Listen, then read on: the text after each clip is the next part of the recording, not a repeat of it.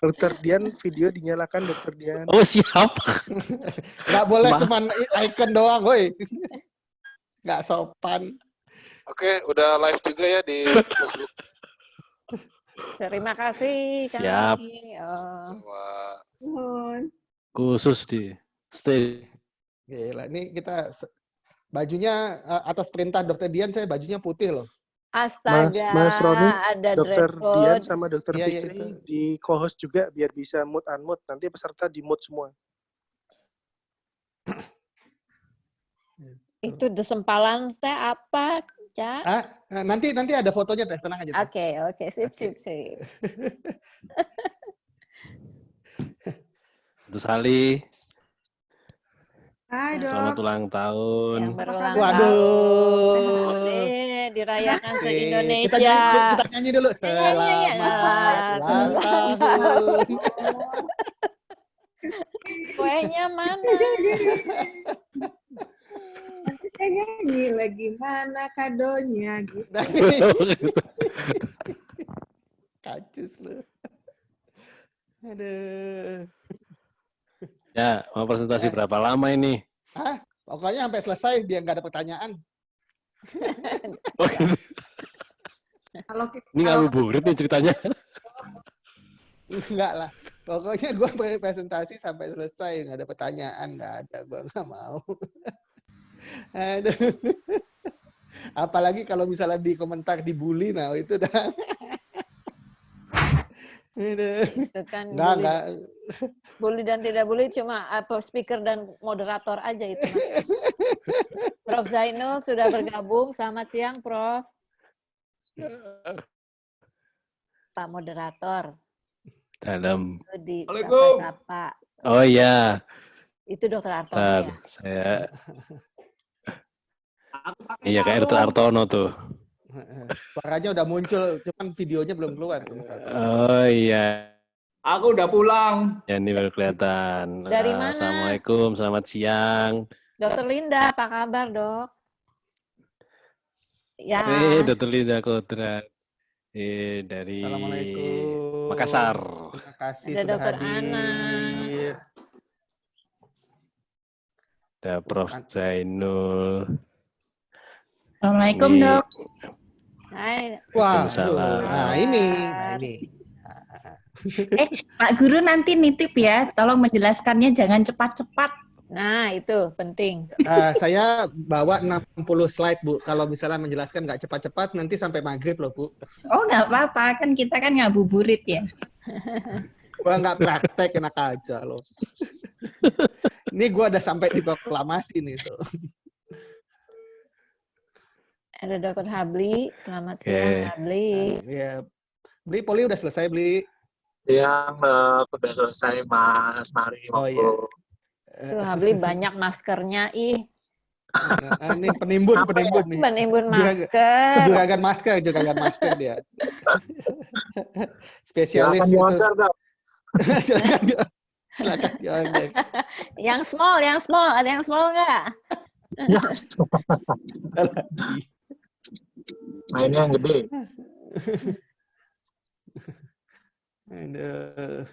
Kalau yang gede nanti nutup sampai mata katanya Beli. Satu muka deh.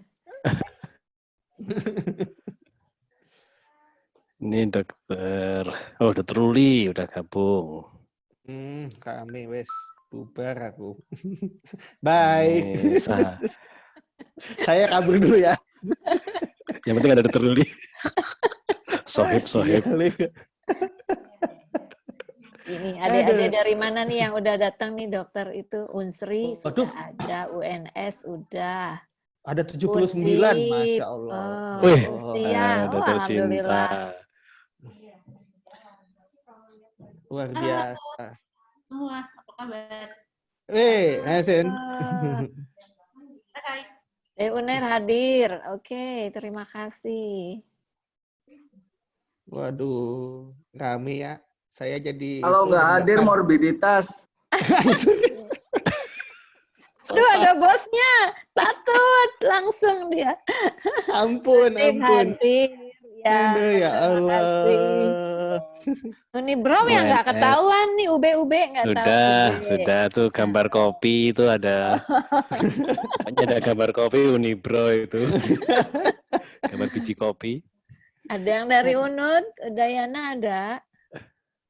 Unan aja deh, Unan. Dr. Pujo ini. Dr. Pujo. Wah. Unan ada. Dari- Unan Nah, ada. asik. Nah, tim penyusun lengkap nih, tim penyusun lengkap. Asik. Asik.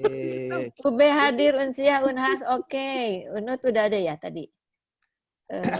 UGM, ada yang dari UGM? Oke.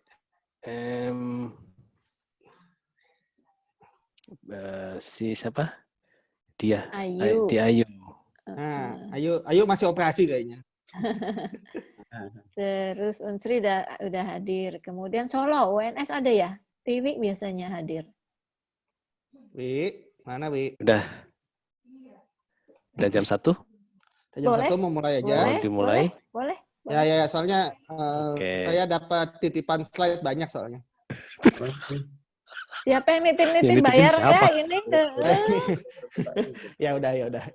Ini makanya masih Iya. diperkenalkan Teh gitu. Jadi Iya. baik. Ya. Ayo moderator silakan mulai, saya Oke. ikutan. Ya. Baik, terima kasih.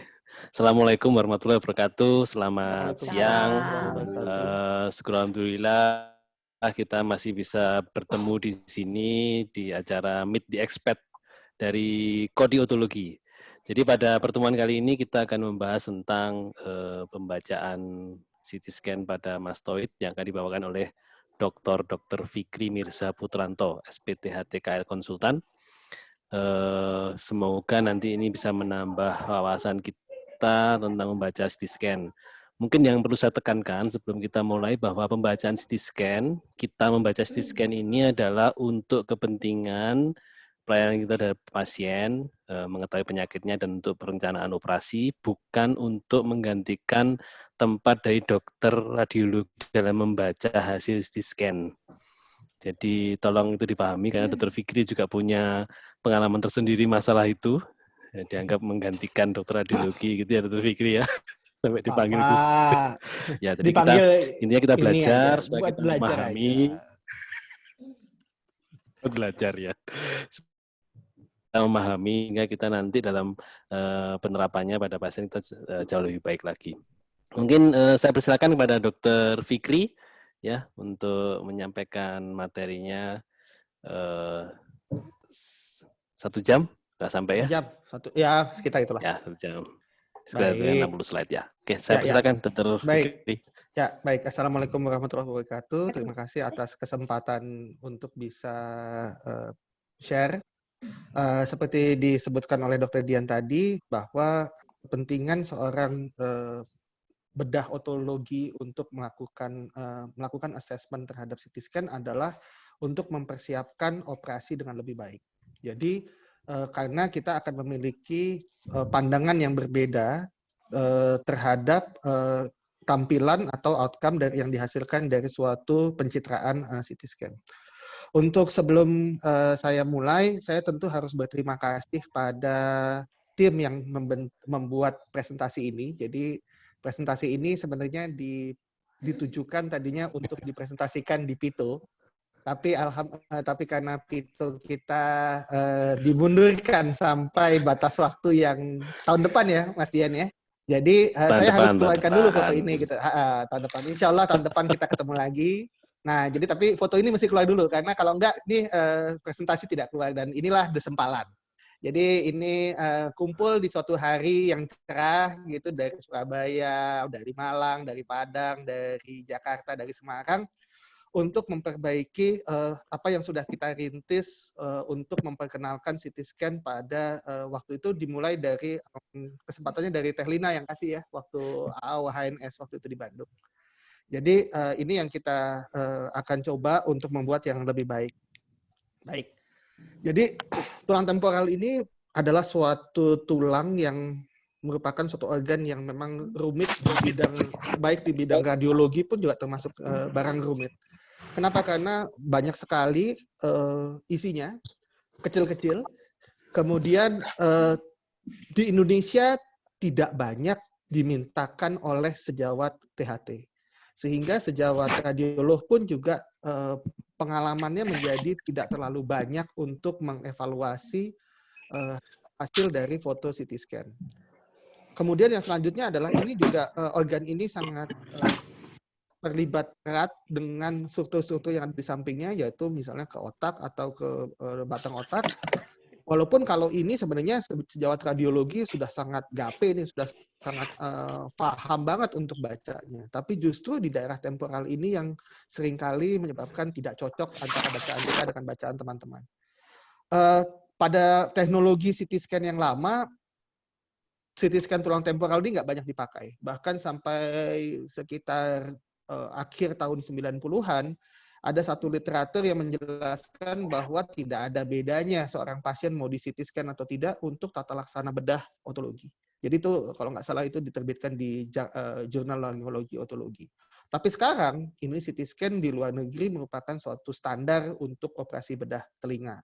Bahkan pada waktu kita membentuk PNPK mastoid, kita tidak menemukan lagi rujukan yang masih menggunakan foto polos untuk tindakan preoperasi pada pada rujukan 5 tahun terakhir. Jadi masalah yang selanjutnya adalah bahwa secara umum potongan pada CT scan itu kita bagi menjadi koronal, aksial, dan sagital. Masalahnya adalah berbeda dengan teman-teman di rinologi, di mana potongan koronal sudah bercerita banyak terhadap jalur dari operasi sehingga kita umumnya dipakai sebagai suatu standar. Di bidang telinga, sudut dari tulang temporal ini tidak lurus terhadap potongan-potongan tersebut, sehingga kadang-kadang kita harus melakukan interpretasi tambahan atau melakukan modifikasi sudut terhadap potongan untuk mendapatkan assessment atau organ yang kita mau cari.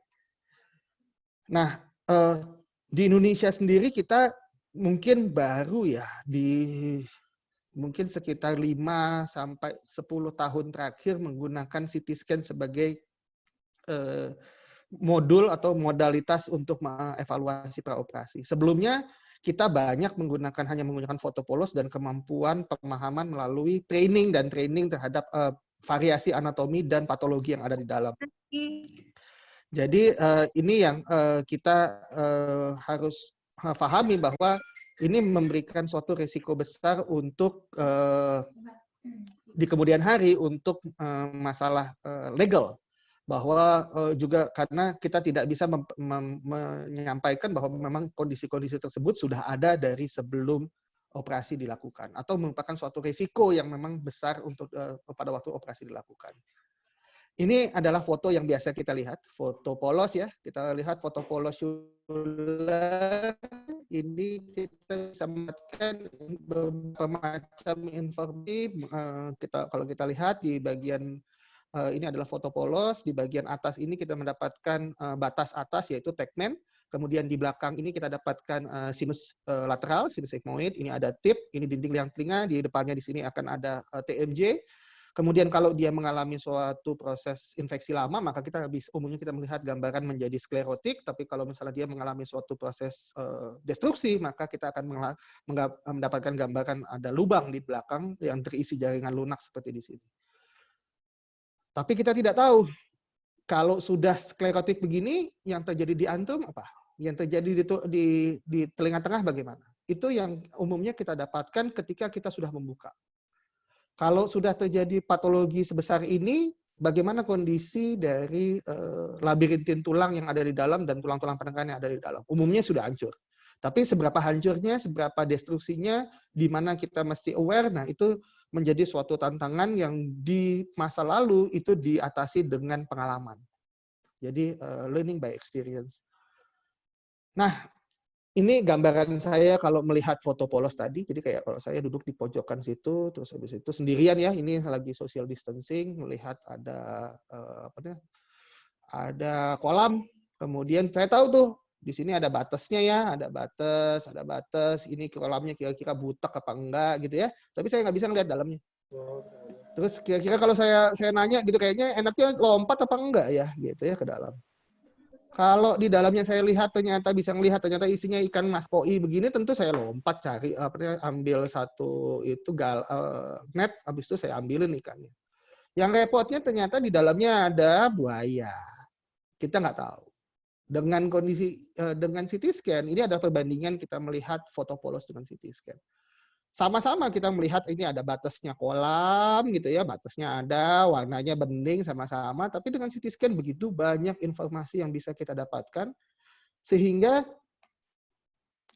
kita bisa tahu bahwa apa yang mesti kita persiapkan pada waktu kita melakukan suatu tindakan operasi. Semua nggak mesti di CT scan kalau misalnya kita akan ngomong secara spesifik untuk kasus infeksi. Nggak juga tuh. Ternyata pada kasus-kasus yang kita yakin bahwa dia tidak ada lagi infeksi tambahan, ini berdasarkan suatu penelitian bahwa kalau misalnya dia kering, perforasi kecil, ambang dengar di daerah yang diarsir di sini, maka sebenarnya indikasinya hanyalah untuk meringoplasti. Tapi begitu dia sudah turun di daerah garis merah, di arsir merah, atau bahkan yang sudah di kuning atau merah di sini, maka kemungkinan kita harus melakukan suatu rekonstruksi. Apakah itu rekonstruksi terhadap tulang pendengaran, apakah itu rekonstruksi terhadap tuba eustachyus, jadi membuka saluran tuba, apakah kita harus melakukan rekonstruksi terhadap mastoid, kalau misalnya dia banyak infeksinya sampai luas di mastoid. Tentu CT scan menjadi suatu hal yang banyak akan memberikan manfaat pada kondisi seperti ini. Ini adalah rujukan yang saya ambil, yang mendapatkan bahwa kalau misalnya airborne gap itu pada 2 kilo, di bawah dari 17,5 dB, maka kalau dia kering, 93% itu dia umumnya tidak ada kelainan di telinga tengah maupun mastoid. Jadi itu mungkin yang bisa kita ambil kesimpulan. Tapi kalau misalnya dia lebih dari 17,5 dB, maka nilai positif predictive value-nya hanya 60%. Jadi anything could happen. Jadi banyak hal yang bisa terjadi di sana. Nah, berdasarkan itu tadi saya membuat suatu proposal untuk kapan sih sebenarnya kita butuh banget untuk dilakukan CT scan preoperasi. Apa sih tujuannya? Ini adalah tujuannya. Jadi semua dari otolog itu sebenarnya menjalani suatu proses learning curve. Baik senior, junior maupun yang sudah masih residen itu ada proses learning curve. Dengan kita membuat suatu interpretasi imaging, kita membuat suatu bayangan 3 dimensi apa yang akan terjadi di dalam. Kemudian kita akan memiliki suatu preoperative planning, di mana ini akan disesuaikan tentu dengan 3 hal. Saya selalu ngomong pick your equipment, pick your skill, pick your friend. Kita harus tahu diri bahwa kita punya kemampuan di mana.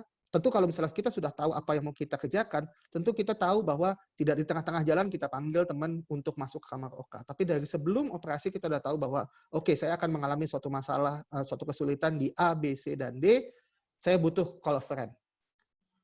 Akibatnya dengan demikian kita bisa balik lagi ke cerita setelah dengan ini dihubungkan dengan temuan intraoperasi, maka kita akan mendapatkan better and faster learning curve. Lesser complication, insya Allah mendapatkan suatu good surgery result. Nah, pada presentasi ini tentu saya akan bicara dulu tentang normal temporal bone. Kemudian variasinya bagaimana. Kemudian apa yang akan kita temui umumnya pada kondisi infeksi telinga tengah. Ini ada beberapa section yang dibuat oleh buku ini. Buku ini menurut saya sangat menarik karena di dalam buku ini ada dia bercerita tentang imaging, tapi di setiap cerita tapi melalui pendekatan dokter bedah. Jadi ini buku ini cukup mudah untuk dimengerti untuk dokter-dokter yang baru untuk belajar.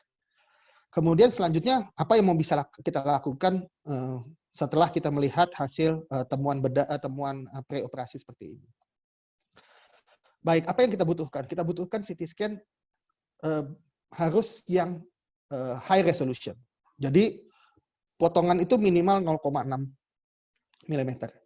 Diharapkan 3D. Kenapa? Dengan kita minta 3D, maka foto tersebut sebenarnya kita butuhkan mudah untuk kita lakukan reformatting atau rekonstruksi. Posisi umumnya yang kita butuhkan adalah aksial dan koronal. Kemudian kadang-kadang kita butuhkan ada parakoronal atau kadang-kadang kita butuhkan sagittal. Kemudian hasilnya ini adalah hasil yang kita harapkan bahwa bagaimana masalah anatomi, bagaimana perluasan patologi. Kemudian pada kasus tumor umumnya kita membutuhkan kontras, tapi umumnya kalau untuk kasus infeksi kita tidak butuh. Oke, nah kita mulai dengan anatomi normal. Apa yang mau kita dapatkan? Yang kita akan dapatkan adalah bagaimana mengidentifikasi, kemudian bagaimana variasinya, kemudian tadi bagaimana extension patologi, dan bagaimana komplikasi yang sudah terjadi pada pasien. Oke, ini adalah normal anatomi.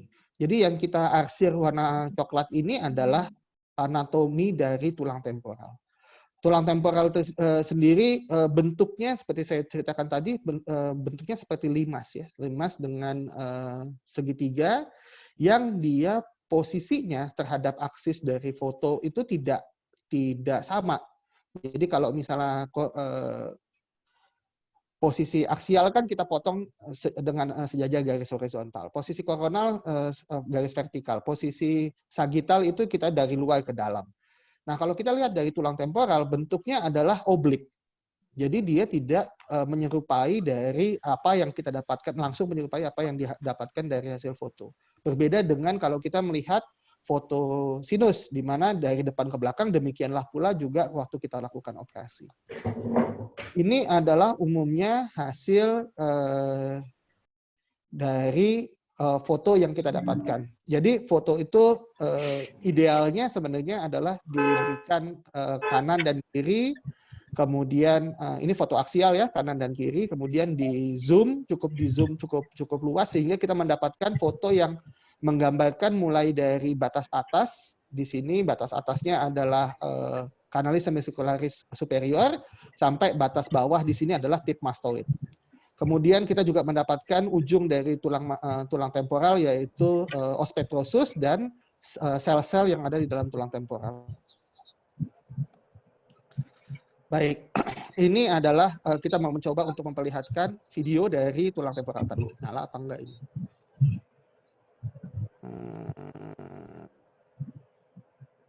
Nah, ya. Jadi kita lihat ini dari atas. Struktur pertama yang kita dapatkan adalah kanalis semicircularis superior. Kemudian ini adalah os petrosus, yang di ujung ini adalah sel mastoid.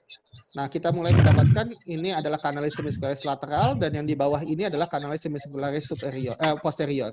Ini adalah cochlea, dan di depan ini adalah cavum timpani dan tulang pendengaran. Kita akan bicarakan lebih detail pada slide-slide selanjutnya. Ini preview untuk potongan koronal, umumnya diberikan bersisian ya, kanan dan kiri, sehingga kita bisa membandingkan apa yang terjadi di sisi kanan dan sisi kiri. Nah, ini adalah fotonya, jadi dari depan ke belakang. Jadi kita mulai dari, ya ini adalah TMJ, kita mulai dari depan dari TMJ, kemudian struktur yang pertama kali ya, telinga tengah yang akan kita lihat adalah tulang malleus, di mana di depan tulang ini adalah tulang malleus di depan, di mana di depan tulang malleus di sini akan kita temukan skutum, dan struktur yang di dalamnya adalah struktur cochlea, incus, stapes, sampai round window. Kemudian ini kita mulai akan melihat jalur dari kanalis facialis. Kemudian ini adalah stylomastoid, dan ini adalah di bagian belakang. Oke, kita akan mulai dari normal anatomi pada posisi koronal. Jadi seperti saya sebutkan tadi bahwa struktur paling atas yang kita akan temukan pada posisi koronal adalah struktur kanalis semicircularis superior. Ini digambarkan dengan dua bola mata ini, dua mata ini di sini ya. Ini adalah struktur kanalis semicircularis superior. Nah, struktur kanalis semicircularis superior di sini ada juga dilengkapi oleh arteri arcuata di sini yang bentuknya tipis ini, subarcuata. Kemudian di sini biasanya kita tidak mendapatkan variasi-variasi yang banyak pada kasus OMSK, kecuali kalau misalnya dia mengalami suatu destruksi luas. Nah, di bawah dari struktur kanalis semicircularis superior, kita mulai masuk ke daerah epitimpanum, di mana pada level epitimpanum ini kita lihat ini mulai dari atas turun sampai ke daerah epitimpanum di sini. Di daerah epitimpanum ini kita akan melihat ditandai dengan kita temukannya adalah kanalis semicircularis superior, di sini adalah kanalis acousticus internus, kemudian di sini adalah cochlea, di sini ada tulang pendengaran yang incus dan malleus. Kemudian di sini adalah struktur dari sel mastoid. Yang B ini adalah sinodura angle, di mana di ujungnya di sini adalah plate dari sinus sigmoid. Nah, organ penting yang kita harus evaluasi adalah yang pertama adalah antrum. Antrum ini digambarkan umumnya kita temukan dengan ciri di bagian medialnya adalah struktur cochlea, di mana di sini ada canalis semicircularis lateral dan vestibulum kita lihat di sini, dan canalis acousticus internus. Yang khas dari antrum ini adalah bentuknya yang seperti hourglass, jadi jam pasir. Kemudian di daerah perbatasan antara antrum dengan sel mastoid, di sini ada tulang yang bisa tebal atau tipis, itu yang disebut sebagai septum corner. Kemudian jarak dari septum corner ke canalis semicircularis ini sangat penting. Karena apa? Karena kadang-kadang dia bisa jadi sempit ataupun bisa menjadi lebar. Kalau lebar aman, atau kalau misalnya yang bentuknya seperti ini aman. Tapi kadang-kadang dia sudah tebal, kemudian dia jaraknya dekat. Nah, itu menyebabkan terjadinya resiko untuk mencederai canalis semicircularis lateral ataupun bahkan bisa mencederai dari nervus facialis. Baik, pada satu level foto di bawah antrum, kita akan menemukan tulang-tulang pendengaran. Tulang-tulang pendengaran ini masih kita identifikasi di bagian dalamnya, di sini canalis semicircularis lateral, vestibule, apex dari cochlea. Kemudian ini adalah canalis acousticus internus. Kemudian ini adalah tulang pendengaran. Tulang pendengaran ini kita lihat bentuknya seperti ice cream cone, di mana bentuk cone-nya ini merupakan short process dari incus, sedangkan ice cream-nya ini, mohon maaf, puasa-puasa kita bicara yang lucu-lucu begini, ini merupakan head of malleus. Ya, di belakang dari medial dari ice cream cone ini adalah nervus facialis pars tympani. Di bagian depannya di sini ini adalah epitympanic recess atau yang biasa kita sebut sebagai subclatubal recess. Di bagian depan dari tulang malleus ini itu adalah daerah Pruitt-Sachs space yang umumnya merupakan awal dari terbentuknya kolesteatoma. Oke, ini adalah gambaran potongan anatomi yang saya dapatkan dari buku siapa namanya? Itu lupa gua. Itu kita lihat di sini bahwa nervus facialis di sini ini yang pars tympani ini berbelok setelah dia membentuk genome pertama. Oke ya. Nah, ini adalah nervus facialis. Jadi nervus facialis itu masuk dari canalis acousticus internus menjadi pars labirin, kemudian dia membentuk genome pertama menjadi facial nerve pars tympani yang berjalan di belakang dari incus. Jadi ini tulang malleus dan tulang incus, dia berjalan antara incus dengan stapes. Di atas dari stapes, di belakang dari processus longus dari incus. Kemudian setelah dia membentuk di sini ada musculus stapedius, dia akan berbelok ke bagian inferior membentuk pars mastoid. Nah, kalau kita lihat dari bentuknya saja sudah tidak satu jalur. Yang ini pars facialis dan pars labirin kita bisa evaluasi pada posisi koronal, sedangkan pars mastoid umumnya kita membutuhkan posisi aksial, sedangkan pars mastoid kita membutuhkan posisi koronal atau bahkan parakoronal untuk melihat lebih detail. Nah, oke, ini adalah ciri khas kalau misalnya kita mau mengidentifikasi nervus facialis pars labirin, di mana setelah dia keluar dari canalis acousticus internus, kita akan melihat gambaran pigtail, jadi seperti pantat babi di sini nih. Ini adalah karena pada daerah ini, di daerah dalam dari canalis acousticus internus akan dibagi menjadi yang horizontal, pars horizontal bar di sini, sehingga di sini akan keluar nervus facialis, kemudian membentuk first genu, dilanjutkan dengan pars tympani. Nah, pars tympani ini turun di bawah dari satu section tadi. Pars tympani ini akan berjalan menuju canalis semicircularis lateral, kemudian berbelok di canalis semicircularis lateral tadi. Nah, bagian dalam dari struktur tadi yang kita lihat, kita sudah bolak-balik kita mention tadi, bahwa ada struktur cochlea dan labirin, cochlea dan canalis semicircularis. Kita lihat cochlea kita bisa identifikasi dibagi menjadi dua lokasi, yaitu adalah cochlea pars apex dan medial, dan cochlea pars basal. Yang apex kita lihat dia memiliki ciri gambarnya bentuknya seperti daun clover. Kemudian kanalis hemiskularis lateral kita punya cirikan seperti gambar cincin, sedangkan basal kohlea itu cirinya gambarnya seperti sosis. Ya, ini adalah tampilan dari potongan anatomi pada lokasi yang bersesuaian. Jadi ini adalah gambar dari kohlea, di mana di tengah-tengahnya dia akan ada modulus tempat masuknya nervus cochlearis, di mana di sini nanti terbagi ininya. Nah, ini merupakan daerah yang penting ketika kalau misalnya kita melakukan suatu assessment untuk operasi implan misalnya, terutama apabila dia mengalami suatu malformasi atau pasien-pasien implan pasca meningitis. Nah, di bagian bawah ini adalah basal kohlea, di mana pada basal kohlea ini pada potongan anatomi kita bisa melihat skala timpani dan skala vestibuli. Yang di tengah-tengah ini adalah skala media. Pada CT scan kita tidak melihat struktur tersebut. Di belakang dari kohlea ini adalah bagian dari kanalis hemiskularis posterior. Yang kanalis hemiskularis yang posterior, pas posterior. Di bawah dari struktur ini kita dapatkan adalah round window. Baik, ini masih barang yang sama dengan yang tadi. Kita lihat hubungan dia dengan struktur yang ada di depannya. Di sini adalah tulang pendengaran, incus, dan malleus. Baik, turun lagi di bawah itu kita akan mendapatkan prosesus longus dari yang gambar ini prosesus longus dari malleus dan prosesus longus dari incus yang nantinya dia akan diikuti dengan gambaran yang mungkin kecil banget di sini, tapi ada gambar seperti garpu, itu merupakan kaki-kaki dari stapes. Jadi dan ini adalah di depan ini adalah round window. Baik, ini kita tadi sudah sebutkan, ini adalah struktur dari basal kohlea, di mana di depan dari struktur ini kita akan menemukan suatu daerah sel mastoid yang berisi jaringan lunak yang pertama. Ini adalah merupakan sel mastoid yang ini merupakan kanalis facialis untuk pars mastoid.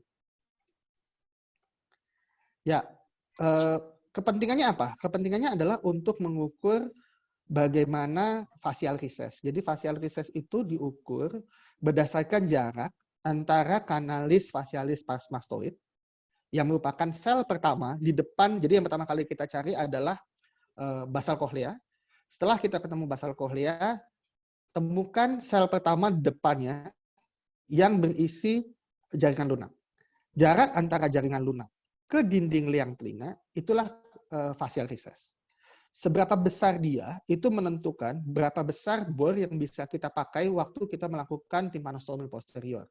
Jadi umumnya kita memotong 1 mili, jadi dari lebar ini untuk menentukan maksimum besar bor yang bisa kita pakai waktu melakukan waktu melakukan tympanostomy posterior. Dan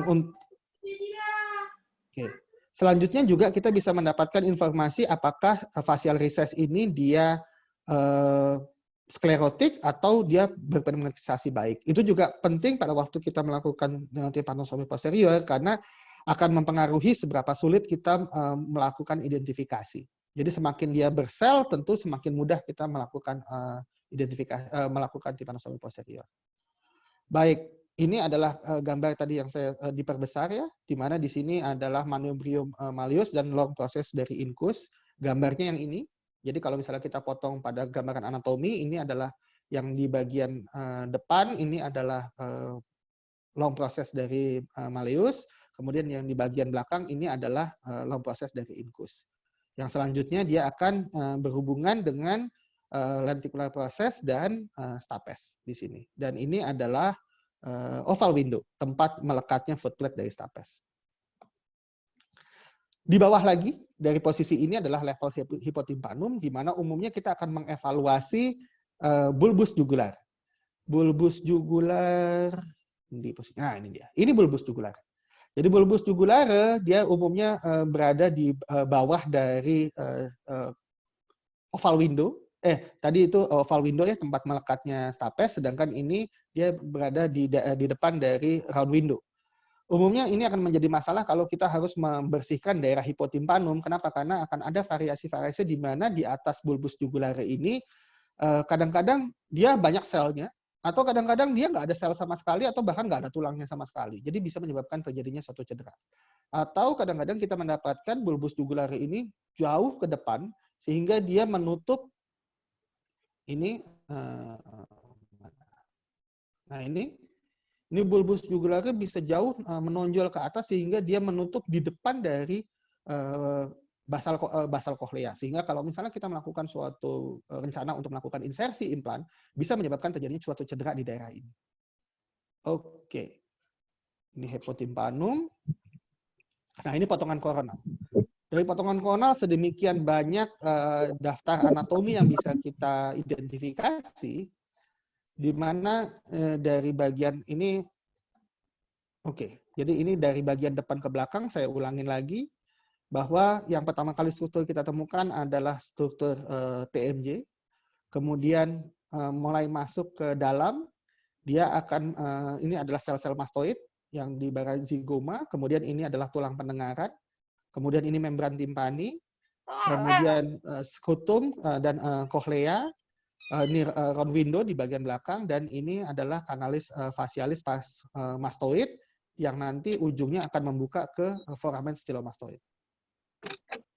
Baik, kita lihat satu-satu.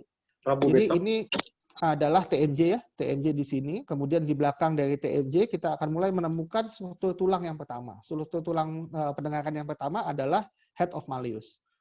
Struktur tulang head of malleus ini, di depan dari struktur tulang ini ada bagian dari liang telinga yang membentuk seperti paruh burung. Ini yang disebut sebagai skutum. Daerah yang ada di antara malleus dengan paruh burung ini yang disebut sebagai Prusak space.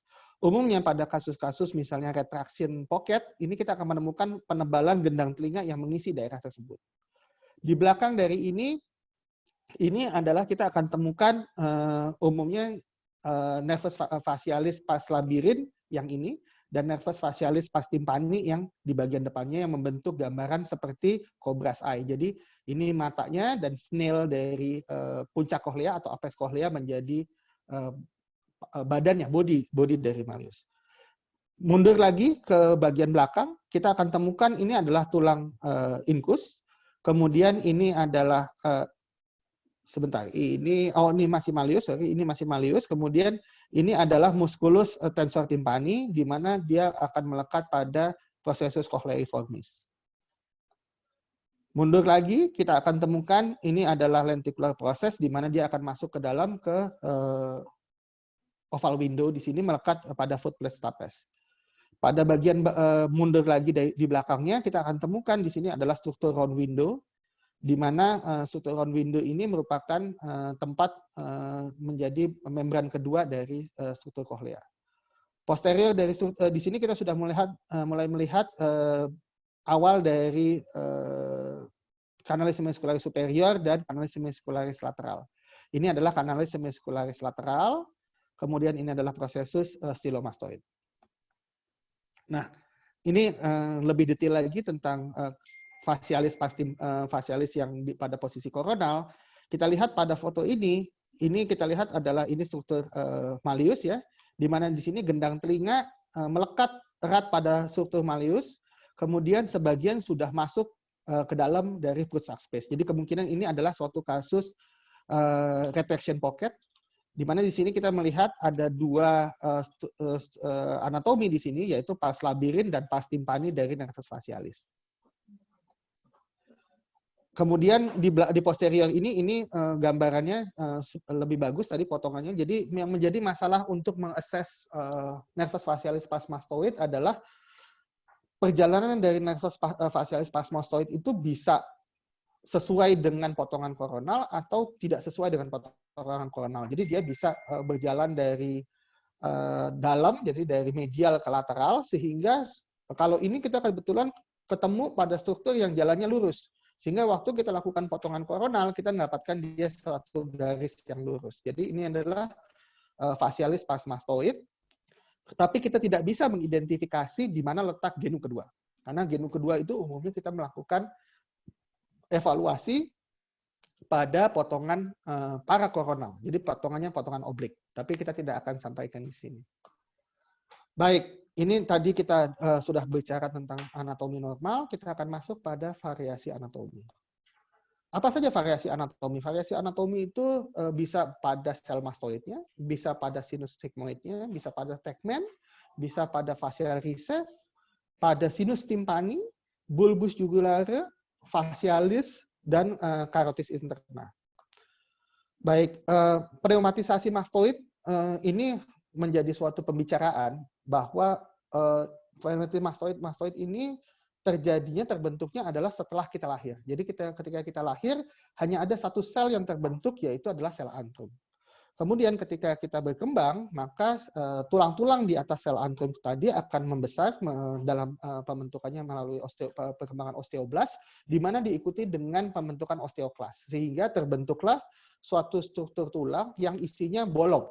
Karena habis dia membesar, dimakan lagi sama osteoklas, sehingga dalamnya kosong-kosong isinya udara. Teori yang menyatakan bahwa kalau misalnya terjadi suatu peradangan berulang, maka proses ini tidak terjadi. Kenapa? Karena adanya sel-sel inflamasi akan mencegah perubahan osteoklas menjadi osteoblast, sehingga kita akan mendapatkan gambaran mastoid yang sklerotik. Atau pada kondisi kedua, memang mastoidnya hipoplastik. Jadi, pada kondisi mastoid hipoplastik, umumnya kita menemukan disertai dengan batas-batas dari tulang mastoid yang tertarik ke dalam, yaitu adalah tegmen dan sigmoid sinus plate. Jadi kita akan menemukan sinus sigmoidnya protrude ke depan dan tegmen timpaninya turun ke bawah atau low lying dura. Nah, ini yang umumnya kita hanya mendapatkan informasi ini dari foto polos berupa gambaran maju ke depan dan turun ke bawahnya dari tegmen. Tapi seberapa jauh turunnya dan apa yang terjadi di balik struktur tersebut kita tidak bisa evaluasi melalui foto polos tadi. Ini adalah satu contoh di mana seorang pasien mengalami suatu infeksi atau peradangan telinga tengah di sebelah kirinya. Tapi kita lihat bahwa walaupun telinga kanan sebenarnya pada gambar yang di atas ini gendang telinganya utuh, tapi struktur mastoidnya tetap mengalami suatu peradangan. Jadi tidak normal seperti yang gambar tadi yang kita lihat. Sedangkan di bawah, ini umumnya terjadi pada kasus-kasus kolesteatoma kongenital, di mana kita melihat bahwa seluruh struktur mastoid di sini hancur, tapi di sebelahnya sel-sel mastoidnya masih normal. Kenapa sel-sel mastoid normal? Karena pada kasus kolesteatoma kongenital, dia tidak didahului oleh suatu proses inflamasi berulang di cavum timpani. Sehingga tidak ada tuh cerita tadi bahwa sel osteoblast tidak bisa berubah menjadi osteoklas, kemudian membentuk sel-sel mastoid. Nah, ini adalah variasi yang bisa kita temukan pada sigmoid sinus plate. Di mana umumnya sinus sigmoid itu adalah merupakan ujung dari sudut segitiga yang dari tulang mastoid, tulang temporal ini. Nah, yang di ujung ini adalah di belakangnya ada sigmoid sinus. Nah, sigmoid sinus ini dia bisa menonjol ke depan seperti gambaran di sini. Ini klasifikasi Ichijo. Kalau nggak salah teman-teman dari Undip sudah pernah bikin penelitian nih di pasien-pasien teman-teman di Undip ada berapa persen yang mengalami kondisi yang protrusi dari sinus sigmoid. Nah, ini adalah gambaran dari tegmen mastoid, di mana tegmen mastoid itu umumnya harusnya lurus ya. Lurus di sini tegmen timpani dan tegmen mastoid itu harusnya lurus, tapi kalau kita mendapatkan kasus di mana tegmen mastoidnya displacement seperti ini, maka kita harus berhati-hati waktu kita mengangkat atau menipiskan daerah atas untuk ketika kita mau masuk ke antrum. Kalau kita lihat strukturnya pada kondisi yang protrusi seperti ini ataupun kondisi yang low lying dura seperti ini, ternyata bahwa di balik dari dura yang menonjol ke arah inferior atau sinus yang menonjol ke arah anterior ini, terdapat struktur lagi. Terdapat struktur lagi yang di dalamnya adalah adanya antrum mastoid. Jadi ini membuktikan bahwa antrum mastoid memang sudah ada sejak dia lahir. Jadi antrum mastoid itu pasti ada sejak dia lahir, tapi si sel-sel mastoid yang bisa mengalami suatu proses masalah. Jadi kalau kita menemukan kasus seperti ini, maka sebenarnya dengan mengikuti sinus sigmoid ini, kita akan mendapatkan suatu daerah lagi yang yang merupakan daerah antrum dari mastoid. Hati-hati pada kondisi seperti ini ataupun kondisi seperti ini yang daerah sklerotik yang diikuti oleh berubahnya perimeter dari tulang temporal, kadang-kadang juga bisa disertai dengan kelainan pada perjalanan dari nervus facialis. Jadi itu yang kita harus hati-hati pada waktu melakukan operasi. Kita lihat pada gambar yang di samping ini, yang di tegmen timpaninya, dia sangat tipis. Karena tegmen timpaninya sudah displace ke bagian inferior. Sehingga sel-sel mastoid untuk melakukan atikotomi pada daerah ini menjadi sangat terbatas. Ini yang bisa kita assess sebenarnya di awal sebelum kita melakukan suatu tindakan operasi. Seperti yang saya kemukakan di awal. Nah, ini adalah variasi pada daerah retrotimpanum. Di mana ini daerah retrotimpanum, semakin dia berpenetrasi baik, maka ada satu penelitian yang menyatakan bahwa semakin dalam dia sinus timpanicum bisa terbentuk. Dan sinus timpanicum ini merupakan daerah tempat umumnya terjadi rest atau sisa dari tulang mastoid, dari kolesteatom, sorry. Jadi kalau misalnya dia jauh di bawah, ini adalah nervus facialis, ini adalah daerah retrotimpanum, kemudian ini adalah promontory atau cochlea ya di depan sini.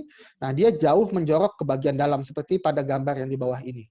Nah, ini kalau misalnya kita tidak hati-hati waktu melakukan suatu pembersihan dari kolesteatom, maka di sini akan terjadi residual dari kolesteatom yang menyebabkan terjadinya suatu kolesteatoma berulang atau rekuren. Jadi dengan melakukan assessment ini kita bisa memilih misalnya apa? Misalnya dengan mengkombinasi misalnya endoskop dengan mikroskop atau melakukan masuk ke daerah cavum tympani melalui retrofacial route. Jadi jalur retrofacial. Itu bisa menjadi suatu pilihan. Nah, ini terima kasih pada Dr. Diana Rosalina yang sudah memberikan gambar dari pasien operasi. Ini pasien operasinya Dr. Diana. Di mana kita mendapatkan ini stapes ya, stapes, kemudian ini sepertinya sisa malleus ya, kemudian ini adalah promontorium, ini adalah round window, di mana di bawah dari round window ini sel hipotimpanumnya sudah hampir nggak ada, dan waktu operasi Dr. Diana mendapatkan daerah yang biru ini adalah bulbus bigulatus. Jadi kalau kita ngeletekin jaringan infeksi dari daerah sininya kasar, maka tentu tembus dan jadi masalah di waktu operasi, bukan di kemudian hari pada waktu operasi. Kemudian ini adalah variasi dari kanalis tympanic segmen, di mana dia umumnya sejajar pada segmen timpani, dia umumnya sejajar berjalan dengan kanalis semicircularis lateral. Ada sebagian yang dia lebih ke bawah, ada sebagian yang juga kalau kita lihat di sini, posisi genu, yang penting adalah sebenarnya posisi genu. Jadi posisi genu umumnya sejajar dengan kanalis semicircularis lateral, tapi ada juga yang menonjol jauh. Nah, dengan melakukan evaluasi ini, kita akan berhati-hati pada waktu kita melakukan tympanostomy posterior.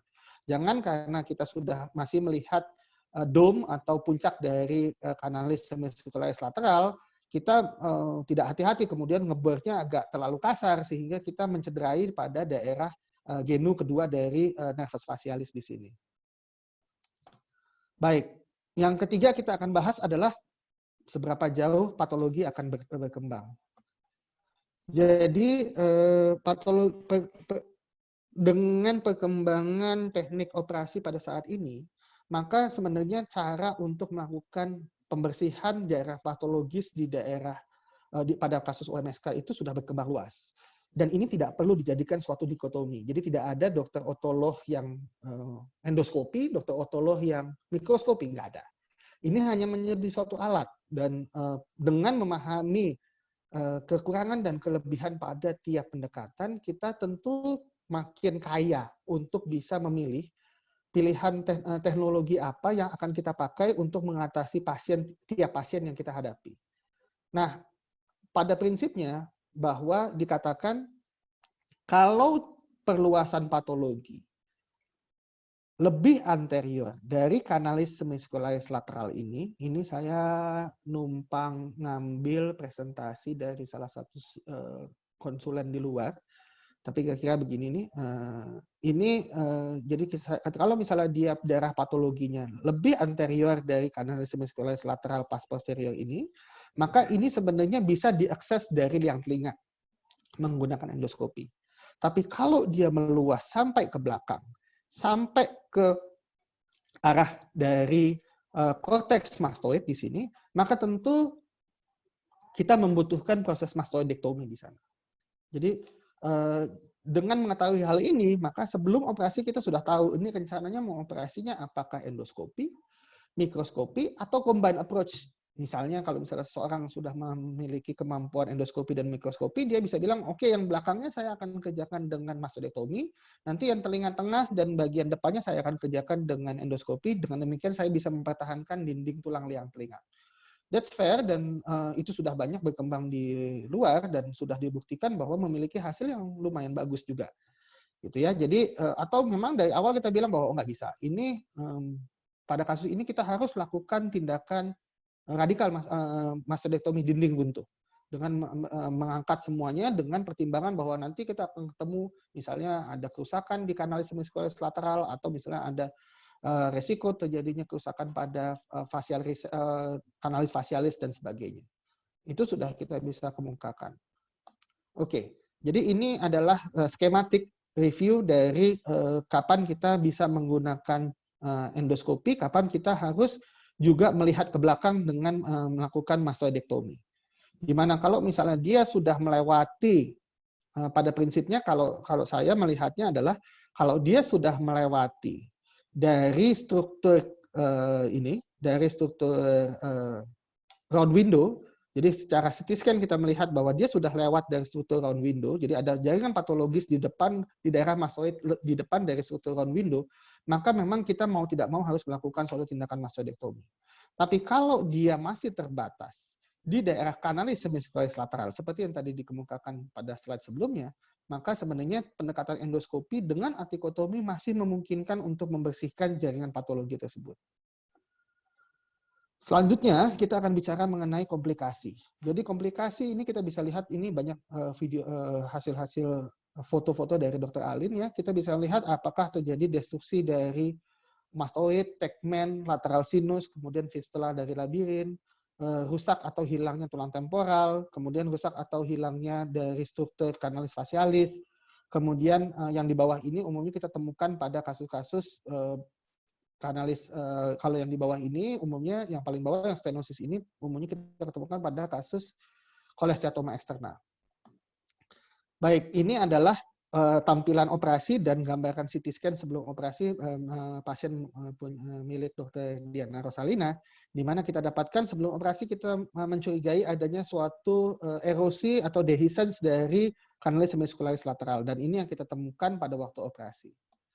Kemudian yang kedua, ini juga kita temukan adanya blue line pada waktu operasi, dan ini adalah fasialis pars timpani yang dehiscent. Jadi ini masih ada, kelihatannya masih ada struktur dari matriks dari kolesteatomanya yang belum dibuka. Jadi gambaran ini sudah kita lihat sebelum operasi, di mana di sini kita sudah tidak melihat lagi dinding lateral dari kanalis hemispheres lateral, kemudian juga tidak melihat lagi dinding dari kanal fasialis pars timpani. Dan juga kita lihat juga di sini tulang pendengaran sudah hilang ya, sudah sama sekali tidak lihat. Itu sudah kita lihat dari sebelum operasi. Baik, kelainan dari tulang pendengaran ini bisa disebabkan oleh macam-macam. Bisa karena sebabnya oleh trauma atau kekakuan, misalnya contohnya pada timpanosklerosis, atau tererosi akibat adanya suatu jaringan granulasi. Petunjuk pertama dari evaluasi fungsi tulang pendengaran justru bukan berdasarkan CT scan. Kenapa? Karena CT scan memiliki suatu keterbatasan di mana dia sulit untuk mengidentifikasi kalau kelainannya hanya terbatas di prosesus lenticularis. Apalagi prosesus lenticularisnya dia terdapat jaringan patologi atau jaringan granulasi di sini sehingga dia bisa berfungsi atau yang disebut sebagai functional discontinuity. Jadi justru informasi pertamanya kita dapatkan adalah berdasarkan hasil audiometri sebelum operasi. Jadi itulah pentingnya melakukan suatu proses audiometri sebelum operasi yang benar, sehingga kita mendapatkan juga informasi tambahan selain dari informasi CT scan. Jadi, baik, ini adalah satu contoh di mana kita mendapatkan tulang maliusnya sebagian sudah tidak ada, dan long proses dari maliusnya, proses dari malius dan inkusnya juga tidak ada di sini. Ini adalah oval window di mana kita sulit apakah ini adalah masih merupakan head of stapes, tapi proses longus dari inkus sudah kita tidak temukan di sini. Nah, ini adalah contoh gambaran timpanosklerosis di mana kita akan mendapatkan berdasarkan audiometri kita mendapatkan suatu gap yang lebih dari 17,5 dB. Tapi di sini kita melihat bahwa pada jaringan patologi yang mengisi pada daerah mastoid dan ataupun pada daerah epitimpanum ini, selain jaringan lunak kita temukan juga ada jaringan padat seperti penulangan. Ini adalah ciri-ciri, nah ini ya, jadi gambarnya nggak abu-abu murni, tapi abu-abu di dalamnya ada yang putih-putih. Ini adalah merupakan suatu ciri dari adanya timpanosklerosis, dan itu juga bisa menyebabkan lebarnya dari airborne gap.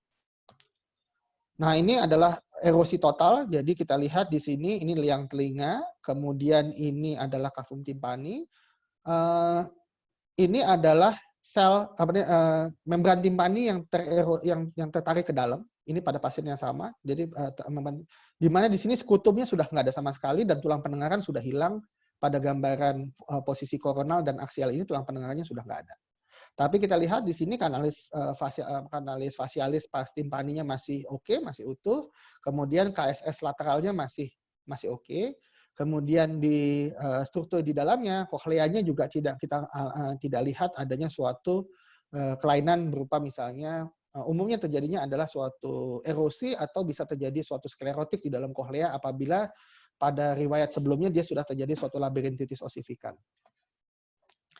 Nah, ini adalah satu contoh kasus di mana dari hasil foto polos kita lihat ini adalah mastoid segmen, kita lihat posisinya terhadap kanalis hemispheris lateral itu kita bisa bandingkan. Kalau dia lebih medial dari KSS lateral, umumnya kita aman. Tapi ini ada variasi nih, bahwa dia pada waktu menjadi genum kedua, dia ke arah lateral. Jadi berjalan dulu ke arah lateral, baru masuk ke arah medial. Ini yang umumnya menjadi tempat cedera kalau misalnya kita melakukan, apalagi kalau di sini, nah ini tambah lagi di sini adalah duranya turun ke bawah.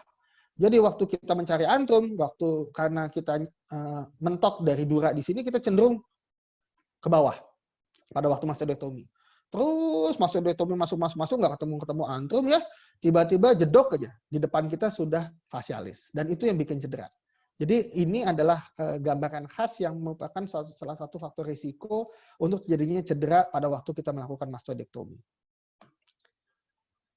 Nah, itu kenapa umumnya facialis juga kita bisa evaluasi dengan posisi, kalau tadi kita lakukan pada posisi aksial dan koronal, ini kita melakukan evaluasi pada posisi parakoronal, di mana pada posisi koronal biasa, gambaran ini kita biasanya ragu nih, apakah pada genum kedua, daerah kolesteatoma ini sudah merusak atau belum.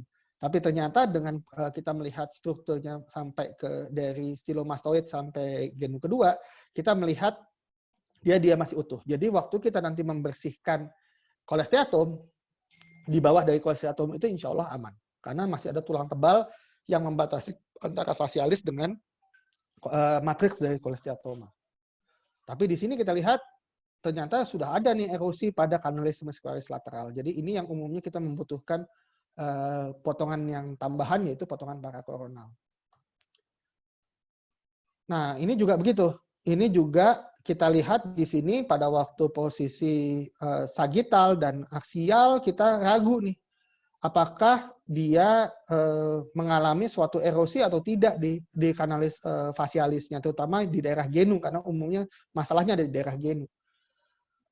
dengan posisi dengan potongan koronal ini juga agak sulit untuk dilihat. Tapi dengan posisi parakoronal kita lihat bahwa di daerah genum kedua ini jelas tulang kanalis facialisnya kebuka. Jadi ini merupakan warning kita sebelum operasi bahwa hati-hati ketika kita membersihkan matriks atau di daerah genum kedua. Baik, saya ada beberapa contoh gambar. Mungkin kalau misalnya teman-teman ini yang berminat untuk belajar lebih jauh, ini ada teman-teman bisa lihat pada slide selanjutnya, nanti saya taruh di chat itunya linknya, sehingga bisa langsung di-download untuk bisa dicoba nanti di rumah. Tapi ini yang bisa kita lakukan untuk waktu kita awal belajar. Identifikasi dulu batasnya. Jadi sigmoid sinus, tegmen, kemudian bagaimana pneumatisasi, kemudian bagaimana status tulang pendengaran, kemudian bagaimana status labirin. Yang terakhir adalah kita mengidentifikasi kanalis facialis. Ini ada template yang diajukan oleh Smita Macanda yang saya coba untuk sedikit dimodifikasi. Jadi saya translate ke bahasa Indonesia sehingga tergantung nih teman-teman yang di pusat pendidikan mungkin boleh dicoba untuk dipakai kalau mau berminat untuk dipakai untuk jadi standar untuk kita sama-sama belajar.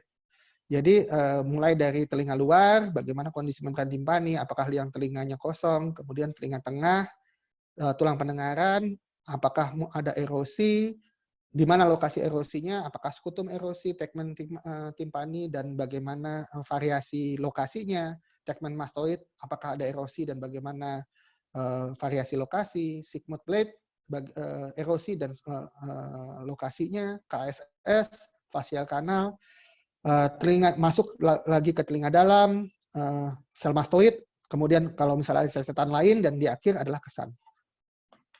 Baik, demikian. Terima kasih. Saya sangat berharap kalau misalnya ada diskusi selanjutnya. Wassalamualaikum warahmatullahi wabarakatuh.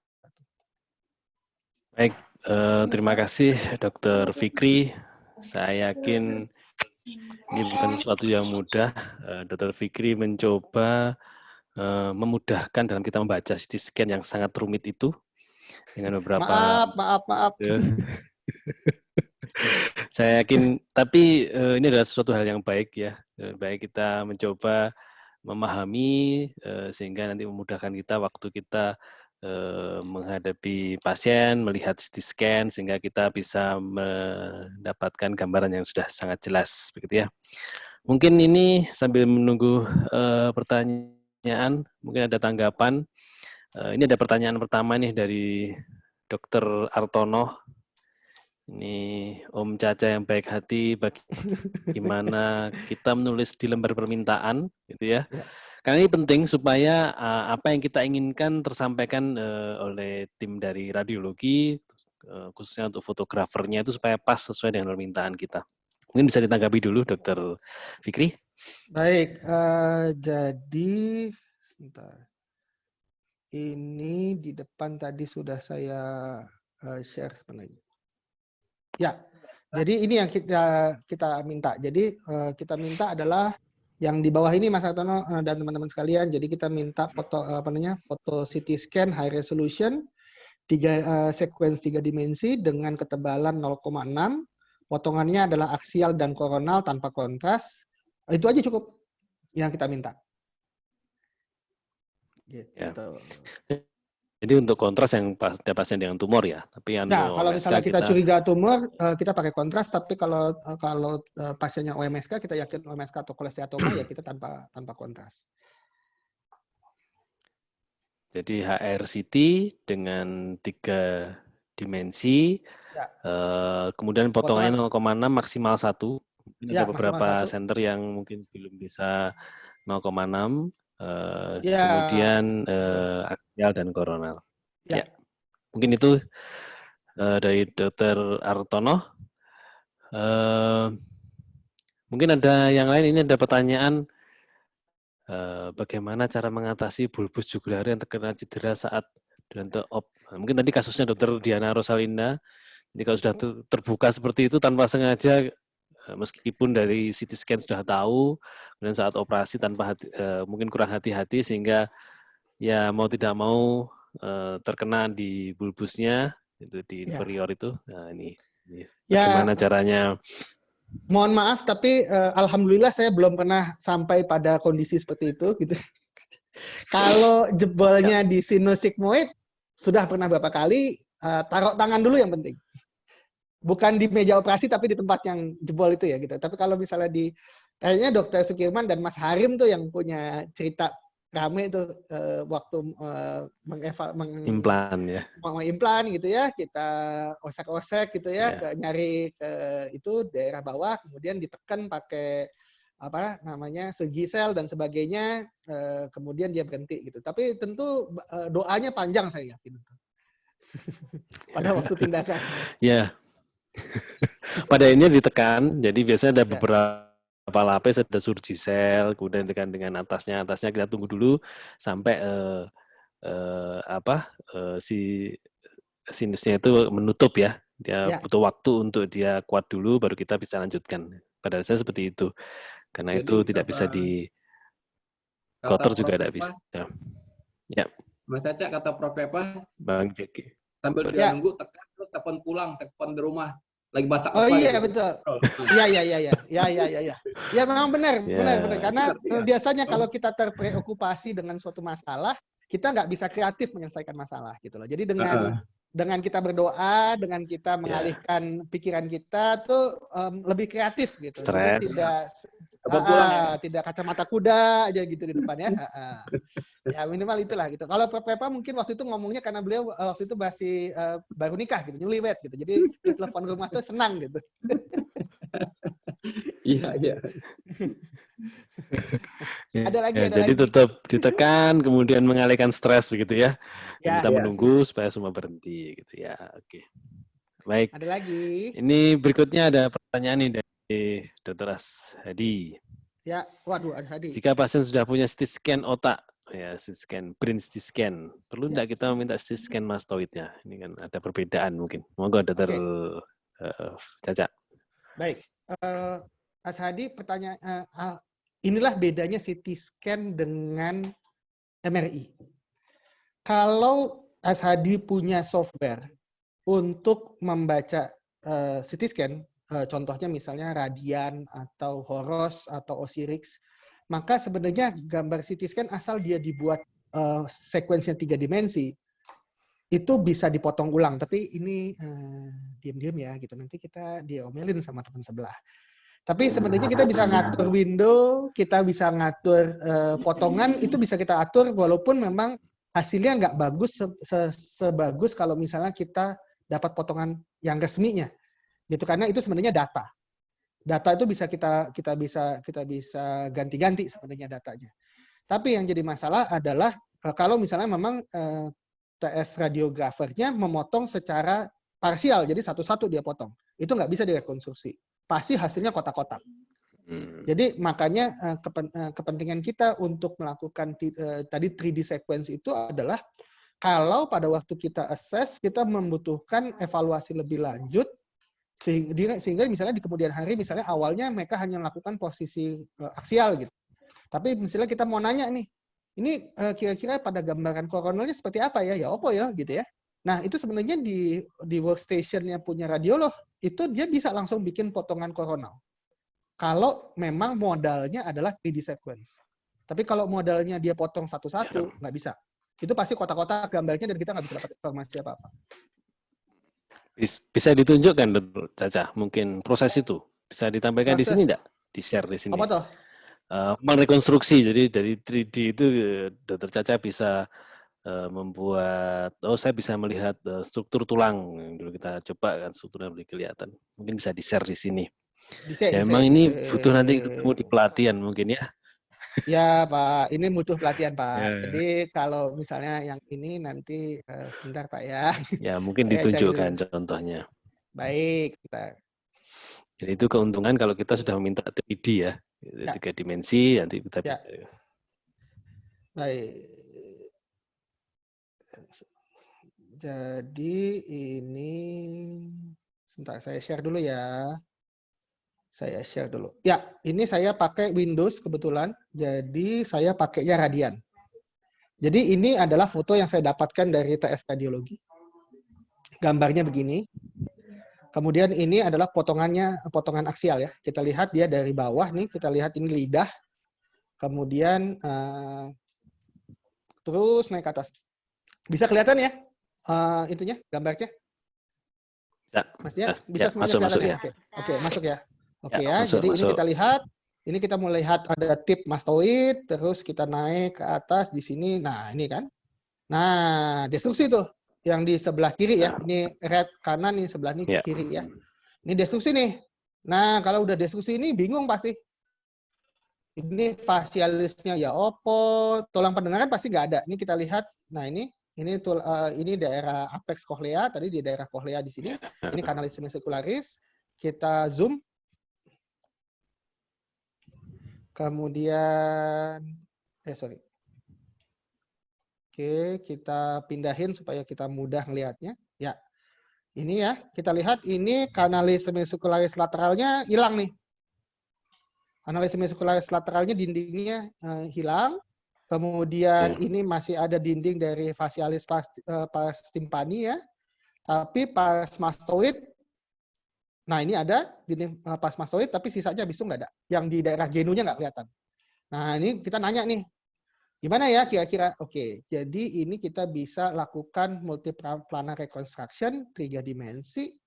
Kita akan ketemu gambar begini.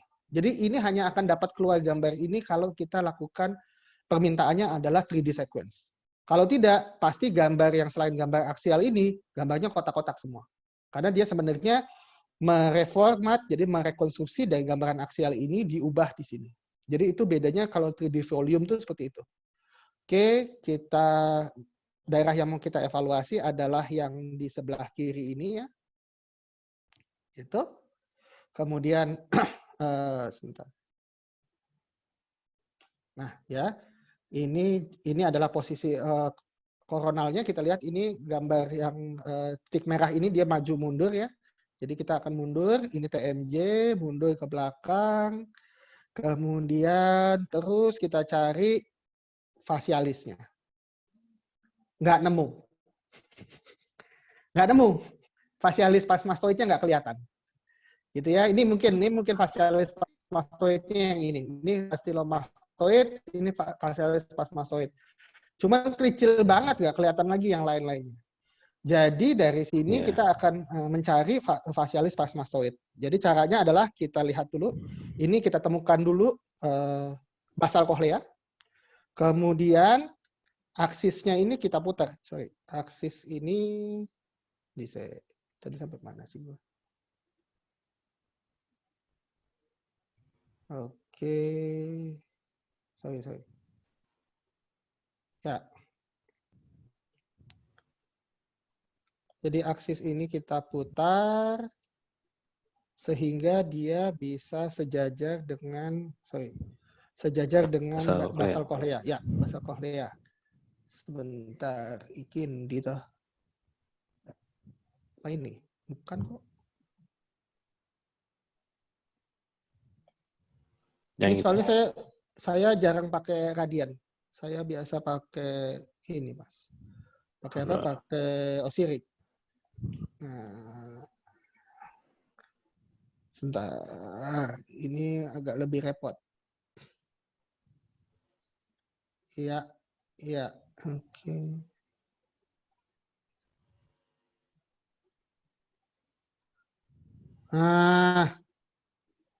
Sebentar. Ini agak lebih, mohon maaf, tapi karena saya nggak biasa pakai radian, jadi ini kita lihat di sini. Ini fasialis pars mastoid ya. Fasialis pars mastoid. Nah, ini. Oke, ini fasialis pars mastoidnya. Kemudian dia ke atas. Nah, kemungkinan ini adalah fasialis yang genunya, di mana di sini tulangnya tipis, tapi mungkin masih ada. Jadi kita masih melihat tulang, ini masih ada struktur tulang di genu kedua, tapi dia sudah tipis. Gitu. Jadi insya Allah sih masih lebih aman dibandingkan yang gambar tadi kita lihatkan di awal. Baik. Ya. Oke. Memang butuh melakukan sendiri ya. Tidak bisa kalau kita hanya melihat. Nggak bisa, Mas. Jadi memang Itu. mesti nyobain sendiri. Ya, oke. Oke, kita lanjut pertanyaan berikutnya ya, Dr. Fikri. Siap. Izin bertanya ini dari UNIP nih. Kasus OMSK dengan komplikasi kranial atau abses, scan-nya mastoid ya, dengan kontras atau tanpa kontras, dengan abses. Kalau dengan abses, targetnya kita kan melihat dinding abses.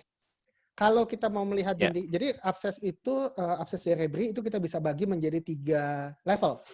Level pertama baru menjadi, dia biasanya cuma titik-titik aja di atas, kemudian dia selanjutnya dia akan terbentuk abses yang belum ada dindingnya, kemudian abses yang sudah dengan dinding.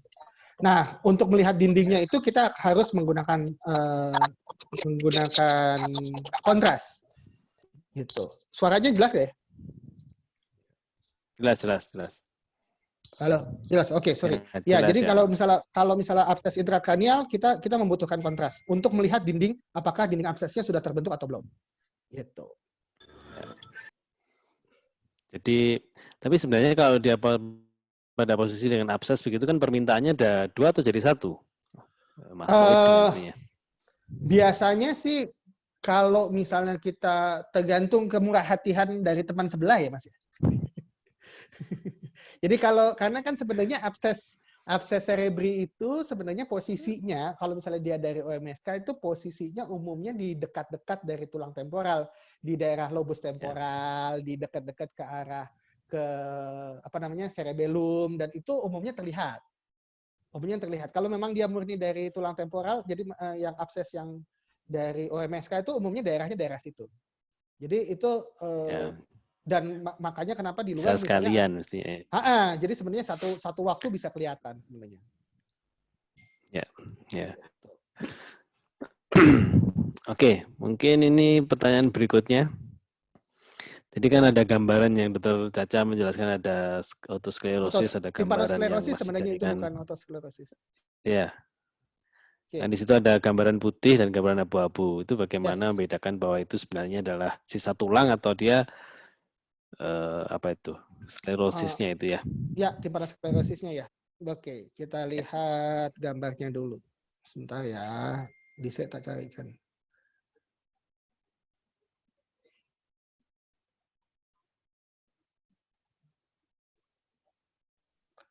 Jadi pada prinsipnya tentu posisi dulu lokasi. Lokasinya dia apakah itu lokasinya tulang pendengaran atau lokasinya dari jaringan granulasi.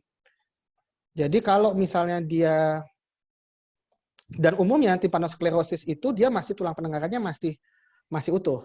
Jadi kalau misalnya dia sudah erosi tulang pendengarannya, umumnya kita nggak ketemu si struktur timpanosklerosis tadi. Jadi ya ini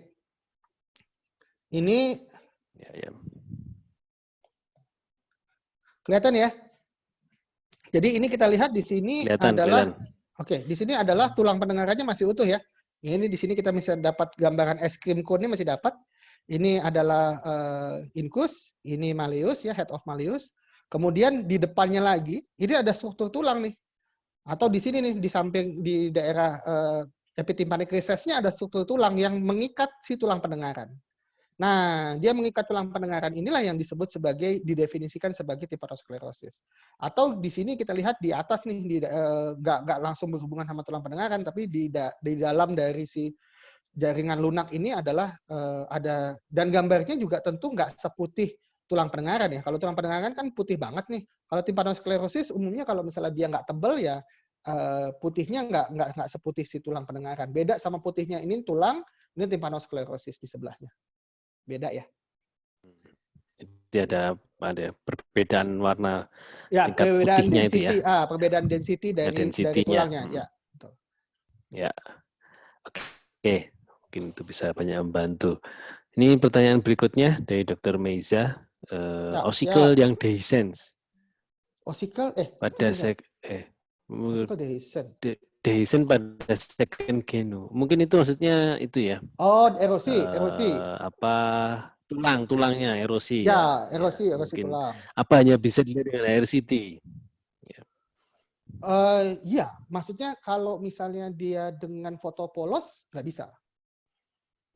Kalau Itu CT jadi scan yang bukan HRCT juga tidak bisa. kalau CT Yang scan bukan dengan high HRCT, resolution. oke, tergantung pada perjalanan dari nervus facialis. Jadi kalau nervus facialisnya perjalanannya sesuai dengan arah potongannya, kita masih bisa tadi seperti yang gambar kita share tadi, dia kebetulan posisinya pas dengan potongan koronal karena umumnya teman-teman radiologi hanya membuatkan potongan aksial dan koronal. Gitu. Yeah. Di luar dari itu dia harus dilakukan rekonstruksi.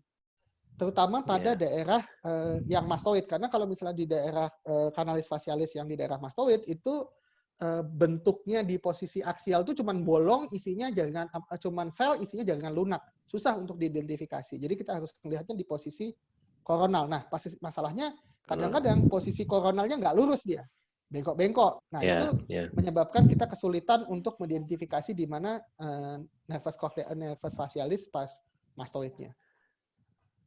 Gitu ya. Jadi kalau kita mau lihat ada dehiscence, kita harus merekon seperti parakoronal tadi ya. Ya, sesuai dengan sebenarnya perjalanan atau aksis dari tulang temporal, gitu Mas. Jadi potongannya kalau parakoronal itu kan kita menyesuaikan dengan aksisnya tulang temporal tadi, tidak koronal murni dia. Dia biasanya ada 20 derajat, sekitar 20 derajat sampai 30 derajat dari oblik dari koronal tadi. Ya, oke. Ini pertanyaan yang berikutnya. Ini software yang baik yang mana Om Caca? Software yang baik. Oke, saya udah nyobain berbagai macam software untuk untuk Mac dan untuk Windows. Saya sampai saat ini cukup puas dengan kalau untuk Mac tentu yang bagusnya adalah Horos. Kalau mau yang nggak berbayar. Tapi kalau pengalaman mungkin dulu pernah sama Devira kita bikin penelitian bareng. Kalau kita mau publikasi internasional itu mereka nanyanya adalah harus yang Osiris berbayar. Jadi untuk waktu kita submit itu mereka nanya nomor serial number dari Osiris kita. Gitu. Kalau misalnya untuk internasional. Publikasi ya. Ya, untuk publikasi. Jadi kenapa? Karena itu yang diakui FDA untuk melakukan assessment. Bedanya cuma itu doang kok. Nggak ada bedanya yang lain. Jadi kalau misalnya kemampuan non itunya sama aja sebenarnya, Horos sama Osiris itu sama. Gitu ya. Jadi feature-featurenya hampir sama, cuman bedanya adalah yang satu Anda ditanya nanti, yang satunya enggak. Jadi kalau buat pemakaian sendiri sih Horos aja cukup. Kalau untuk Mac. Kalau untuk kalau untuk Windows maka pilihannya tadi yang pengalaman saya adalah Radian. Ada lagi sebenarnya satu tuh buatan Rusia, cuman lebih mahal lagi harganya dibandingkan dengan Osiris. Jadi saya nggak mau kasih rekomendasi. Dan dia nggak mau ngasih harga murah. Kalau Radian tuh kalau nggak salah license full time, seumur hidup cuma 1 juta. Gitu. Kalau Osiris seumur hidup itu 1 juta murah berarti. Ya Radian. Kalau Osiris itu license-nya untuk tiap tahunnya kalau nggak salah 6 juta. Gitu. Ya. Oke. Baik. Memang kalau kita data itu akhirnya kita harus publish ya, pasti harus yang terregister ya. Kadang-kadang Eman sudah terlanjur meneliti, terus mau publish tidak bisa dengan alasan karena tidak terregister, gitu ya. Betul, kan sama seperti halnya kalau misalnya kita mau kita analisis pakai SPSS, tentu yang akan dicantumkan adalah SPSS yang memang kita beli secara legal gitu ya. Ya, untuk mencegah yang pembelian non legal. Baik, untuk pertanyaan berikutnya ini ada yang meminta masalah teknik rekon koronal dan juga ada yang meminta masalah bagaimana melihat perjalanan nervus facialis gitu ya. Mungkin bisa dijelaskan sekali waktu. Itu yang tadi sebenarnya cuman saya agak kesulitan dengan Radian ini karena ternyata aksisnya dia nggak sama dengan aksisnya Iya, itu memutarnya apa? beda ya. Memutarnya beda. Mohon maaf banget. Sebentar. Oh, ada. Ada. Jadi sebentar. Bisa ya. Sebentar. Mana sih ini? Bisa, Mas, bisa. Tadinya terlalu Bisa gede. ya. Bisa, sebentar ya. Bisa yo. Oke, ini mana sih tadi radian gua? Ini ya. Sure. Oke, ini radian tadi. Kemudian kita masuk ke multi-planar reconstruction. Ini masih kelihatan ya multi-planar reconstruction-nya ya. Gambar ini kelihatan nggak, Mas Dian? Halo? Mas Dian? Kelihatan. Kelihatan. Oke. Enggak, takutnya soalnya dia pindah Windows kadang-kadang nggak keluar terus di itu. Oke. Jadi ini kita zoom ya. Kita zoom. Kemudian kita cari dulu basal cochlea. Ini basal cochlea. Gambarnya sosis tadi saya bilang. Kemudian kita pindahkan aksisnya ke basal cochlea tadi. Gitu. Kemudian kita putar sesuai dengan arahnya. Si basal cochlea. Ikuti basal ya. Oke. Kemudian kita melihat ke atas. Ini adalah potongan sagital. Jadi sebenarnya yang dilakukan adalah bukan murni koronal, tapi justru yang dilakukan adalah double oblique koronal. Karena kita mau menyesuaikan sudut dari tulang temporal tadi. Jadi ini adalah potongan sagital. Kemudian kita akan putar sesuai dengan sehingga si aksisnya ini menghubungkan antara basal cochlea dan middleton dari cochlea. Gambarnya yang parakoronal adalah yang ini. Jadi ini adalah gambar parakoronal. Maaf.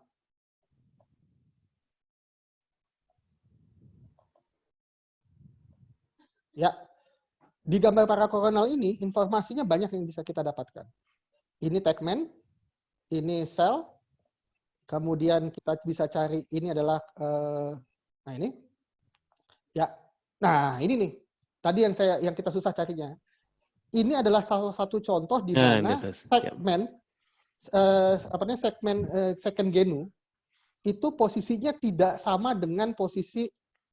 Jadi ini genunya. Kita lihat nih, bentuknya mengular. Jadi nggak lurus. Kan biasanya kalau misalnya genu itu dia bentuknya genu kedua terus habis itu dia langsung turun ke bawah. Ini enggak. Dia ke lateral dulu, kemudian baru dia masuk lagi ke dalam. Jadi kalau dulu diajarin senior-senior kita bilang, di mana nervus facialis? Ya disitulah kamu ketemunya. Nah kalau ini kita sudah tahu nih bahwa bentuk nervus facialisnya nanti agak aneh nih. Dia nggak bisa mengambil posisi, ini adalah dome atau puncaknya dari canalis facialis, canalis muscularis lateral. Kita nggak bisa nih pakai dia, oh pasti lebih dalam dikit dari kanalis KSS lateral, nggak bisa. Kenapa? Karena justru second genunya adanya justru sejajar atau mungkin bahkan lebih tinggi dan dia erosi. Tuh. Lebih tinggi. Ya, ini mungkin tulang, mungkin erosi kita lihat ini ada struktur tulang yang tipis di sini.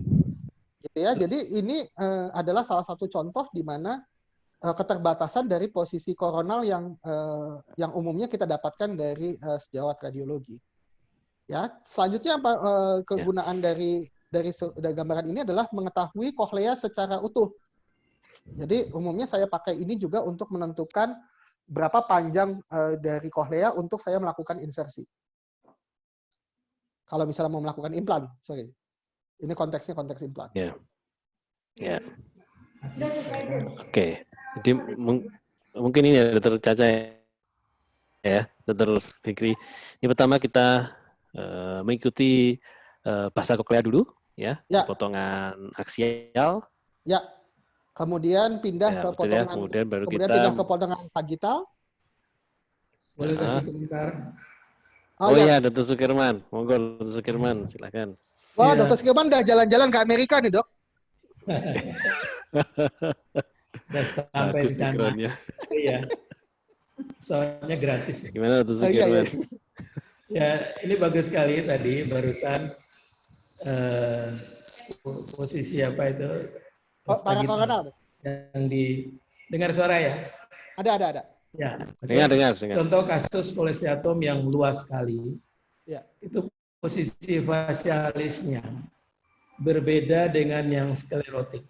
Coba mungkin Caca bisa carikan antara sklerotik dengan kolesteatom luas. Di pars mastoidnya, pars timpani itu nggak banyak berubah. Tapi begitu genio eksterna, kalau yang kolesteatom luas, fasialis itu juga terdorong ke medial. Ini lihat tadi ya, saya lihat banget tadi dan selalu saya temukan begitu. Nah ini ya kan gambar kanan ini fasialisnya kan melengkung gitu ya, melengkung lalu masuk ke dalam, masuk ke medial. Ya. Nah ini selalu kolesteatom gitu, bahkan dia jadi rata. Sebetulnya genio eksterna itu dia akan agak lebih lateral menyusur melekat dengan kanalis semicircularis lateralis, ya. Bahkan ada yang kalau yang sklerotik itu yang hati-hati kita, karena dia superficial, ya. Tapi kalau yang kolesteatom luas ini dia lebih deep ke dalam, sehingga seperti rata di telinga tengah itu tadi, dia rata dengan promontorium dan sebagainya. Ini pengalaman saya buka-buka kayak begini. Ya, ini jelas sekali ini digambarkan Dr. Fikri ini bahwa dia terdorong ke dalam. Ya, tuh, terima kasih. Terima kasih dok. Ya, jadi artinya waktu kita operasi, waktu melepas kita harus hati-hati karena mungkin posisinya itu ya, posisi fasialisnya itu. Ya, jadi biasanya kan kita melepas korteks itu kan kita melingkar ya, dari luar ke dalam gitu ya. Nah, pada waktu kita melepaskan daerah genu kedua ini kita harus hati-hati karena mungkin saja di bawahnya. Jadi kalau misalnya kita nyodoknya kasar ya, ini kena fasialisnya ya. Karena kita nganggapnya bahwa tinggi dari kanalis semicircularis lateralnya masih jauh. Jadi ini sih masih aman lah, masih pulang insya Allah gitu. Ceritanya gitu. Ya. Oke, itu yang pentingnya di sana ya. Ini ada pertanyaan dari Dr. Azhadi ini. Apakah di bidang operasi otologi sudah wajib CT scan untuk preoperasi seperti pre-OVES? Nah, ini saya kembalikan lagi pada yang ada di kolegium. Teman-teman bagaimana? Kalau saya, Dr. Azhadi, kalau saya pribadi, saya tidak akan lakukan operasi tanpa CT scan. Titik. Kalau saya pribadi. Tapi saya ini bukan suatu yang belum sampai suatu yang ke depan, karena saya kalau misalnya ini pengalaman saya, kalau di rumah sakit Islam itu kita sama perawat Oka sudah inform dari malam sebelum operasi. Saya mau operasi besok, rencananya apa dok? Open apa endos? Endos, gitu, endoskopi, gitu. Ya udah, nanti perawatnya menyesuaikan. Jadi waktu saya masuk ke kamar Oka ya sudah disesuaikan. Potong rambut pasiennya juga sudah disesuaikan dengan perkiraan itu. Atau misalnya, udahlah potong rambutnya aja, tapi kita siapin dulu endoskopi, terus habis itu nanti siapin juga mikroskop kalau misalnya ternyata, kalau misalnya pada kasus-kasus yang saya nggak yakin 100% dari CT scan-nya. Itu juga bisa kita kerjakan. Atau misalnya dari awal, nggak bisa, ini mesti mikroskop. Jadi alat endoskopisnya nggak usah dikeluarkan. Jadi dan itu juga sebenarnya di era BPJS ini, kita bisa hitung kok. Saya pernah waktu kita cerita di mana ya? Di PIN ya, yang saya maju sama Mas Dian sama Alin ya. Kita bisa hitung loh bahwa sebenarnya operasi dengan transkanal itu kalau misalnya kita berdasarkan kalau kita sudah bisa mengevaluasi pasien sebelum operasi. Operasi transkanal itu secara modal kerja itu jauh lebih murah dibandingkan operasi mastoid. Dari sisi waktu, barang habis pakai itu jauh lebih murah. Sehingga kalau kita bicara gelondongan secara umum biaya yang dikeluarkan oleh BPJS, kita sebenarnya bisa ngatur tuh pengeluaran OK, THT itu berapa gitu untuk budget yang diberikan oleh BPJS.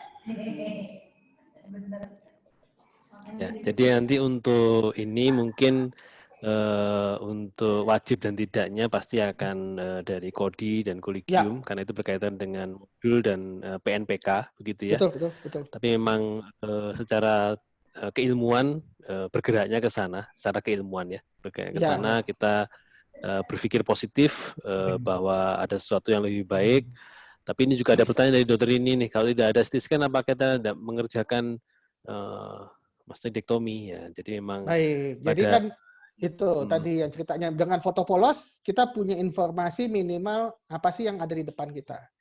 Jangan lupa Mbak Rini juga dengan audiometri kita bisa tahu, dengan klinis kita bisa tahu. Jadi itulah bedanya kita dengan radiolog. Kita dokter, operator yang harus menggabungkan semua puzzle informasi preoperasi tadi menjadi suatu perencanaan operasi. Gitu. Jadi kalau saya cara berpikirnya begitu. Jadi kalau informasinya itu lengkap, otomatis kita persiapan operasinya juga lebih baik begitu ya. Betul, betul. Jadi ya, di klinis, audiologi, foto, apakah itu suler, apakah CT scan, dengan semakin lengkap, pasti kita akan semakin siap untuk melakukan tindakan operasi dan harapannya hasilnya lebih baik lagi, begitu ya. Insya Allah, insya Allah. Ya, tambahan sedikit. Ya, monggo Dr. Sukirman. Silakan. Ya, tadi mengenai pertanyaan Dr. Asadi tadi, ya memang kita dengan negara maju ketinggalan dua hal. Pertama, CT scan, yang kedua adalah monitor fasialis. Mastoidectomy itu gold standarnya harus punya monitor fasialis. Ya, karena kita lihat tadi kan dari CT scan memang kita udah tahu, tapi juga tidak bisa mengandalkan 100% ya dengan CT scan karena hal-hal yang sepertinya tempat yang sangat minim dan kecil sekali seperti round window ya, dan juga posisi fasialis itu juga berapa kali saya implan. Kalau saya informasi dengan Dr. Fikri, ini hati-hati ya, tapi saya selalu bilang klinis nanti lihat aja nanti di klinis gimana ya. Ada hal yang memang banyak cocok tapi juga banyak nggak cocok ya. Ada hal-hal yang kadang-kadang di CT scan MRI kita melihat koreanya bagus tapi faktanya banyak kesulitan, bahkan bisa aja kita gagal menginsersi elektrodnya ya. Jadi memang enggak, dan semuanya itu ya memang tadi kalau saya membuatnya ada step planningnya, tadi Dr. Fikri bilang kan ada audiometrinya, space audiometrinya, dan sebagainya. CT scan ini semuanya kita kumpulkan datanya, baru kita mulai. Dan kita juga gold standar sekali lagi tadi, facial monitor itu penting sekali untuk pemula. Ya, jadi bahkan saya sendiri pada kasus saya juga tumor itu saya duga ini fasialisnya udah ketemu di pars timpaninya, tapi dia menekan mastoid, ini tumornya masih jauh ke dalam ini, ya masih saya ambil superficial, ternyata fasialisnya ikut, ya. Padahal dari CT scan-nya itu kelihatan bahwa cukup dalam, ya. Itu juga pengalaman yang kita perlunya monitor fasialis pada suatu saat, apalagi kalau bingung. Nah ini kan juga ini kita perlu memakai panduan ya untuk dengan fasialis ini. Memang barangkali angkanya kita yang udah pengalaman itu kecil sekali per mil terjadinya variasi fasial kita. Tapi kalau dalam kasus yang sulit kita ketemu itu untuk pasien bukan per mil, tapi 100% mencetnya. Iya. Kan, apalagi anak gadis, ya, pada kasus-kasus yang banyak saya uraikan ya, umur 17, 16, itu yang dioperasi oleh teman-teman yang kurang paham banget dengan mastoid. Nah ini juga banyak masalah yang besar bagi dia, begitu lihat sangat stres dia, tertekan, belum nikah, sudah mencong. Ya. Ini betul. Ya. Yang perlu kita perhatikan. Terima kasih. Ya. Dok. Ya. Makasih Dr. Sukirman. Mungkin kita lanjut ya Dr. Fikri ya. Pertanyaan berikutnya ini bagaimana membedakan massa tumor dengan kolesteatom? Massa tumor dengan kolesteatom. Oke. Tentu kita akan lihat seperti tadi kita ceritakan tadi bahwa klinisnya bagaimana. Apakah klinisnya itu dia mudah berdarah, kemudian massa berbenjol-benjol, itu tentu kita akan informasinya dari situ dulu. Dari situ tentu selanjutnya adalah kita akan menuju apa yang mau kita minta pada teman TS radiolog. Apakah kita mau cari dengan kontras atau tanpa kontras? Kalau kita yakin dari awal bahwa ini adalah suatu masa kolesteatoma, tentu kita tidak perlu kontras di sana. Tapi kalau secara klinis kita tentukan bahwa ini adalah suatu masa dengan dengan suatu kecurigaan suatu tumor, maka idealnya kita pakaikan kontras. Itu satu. Terus yang kedua adalah kekhasan dari kolesteatoma karena proses destruksi dari kolesteatoma itu adalah melalui pelepasan MMP2 dan MMP9 dan itu hanya terjadi pada dia hanya makan tulang, berbeda dengan tumor. Tumor itu dia proliferasi, suatu masa proliferasi sehingga dia bisa masuk ke KGB, dia bisa masuk ke daerah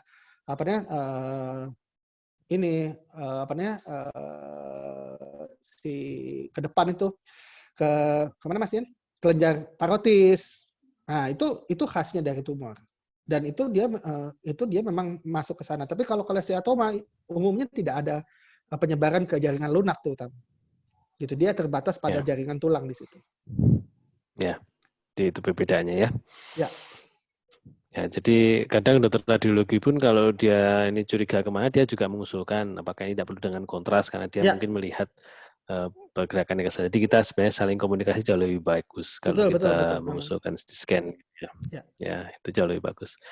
Oke, mungkin pertanyaan berikutnya dari dokter Kusnita ini, apakah ada perbedaan gambaran HRCT mastoid berdasarkan usia? Mungkin dewasa dan anak-anak. Usia itu sebentar ya. Sebenarnya ya kita kan mungkin kalau mau cerita saya berbeda dengan teman-teman sekalian di mana saya belajarnya sama Dr. Sukirman justru dari bayi-bayi tuh, dari pasien-pasien implan. Jadi belajarnya CT scan-nya itu atau belajar operasinya itu justru dari bayi-bayi, pasien-pasien implan, baru mengerjakan pasien-pasien UMSK. Jadi kalau menurut saya sih sebenarnya justru pada anak-anak yang tadi itu biasanya sel antrum pasti ada, tapi kadang kita temukan misalnya sel korteks mastoidnya bukannya sklerotik tapi apa namanya dok? Yang dia isi kayak bone marrow gitu. Isi apa namanya? Lupa gue. Apa? Diploid. Oh ya, diploid. Diploid. Jadi bukan, kalau tadi kan kita lihat gambarannya putih aja semua. Nah, itu sel mastoid yang sklerotik, tapi kadang-kadang kita temukan selnya lebih padat tapi isinya jaringan lunak. Nah, itu umumnya waktu kita bor mudah berdarah dan itu yang diploid dan itu sebagian pasien-pasien yang kita lakukan implantasi itu bukannya sklerotik tapi diploid dia. Gitu. Sedangkan kalau misalnya pada dewasa umumnya ya ceritanya yaitu namanya dia tergantung dia infeksius atau yang non infeksius. Kalau yang non infeksius umumnya ya seperti tadi yang kita ceritakan tadi. Jadi kalau secara embriologi itu yang namanya tulang mastoid itu sebenarnya kan dia yang meso kan ada endo, ada meso, ada eksto. Dia tuh meso. Nah, meso itu yang berkembang sebagai casingnya manusia tuh sebenarnya. Jadi kalau misalnya ditanyanya kalau kohleanya sama nggak? Sama. Karena kohlea bayi sama kohlea dewasa sama. Dia udah matur di situ. Yang berbeda tuh memang ukuran dari tulang mastoid. Oke. Ya. Oke, ini waktunya juga jadi warning sama Dr. Sali ini kurang 5 menit.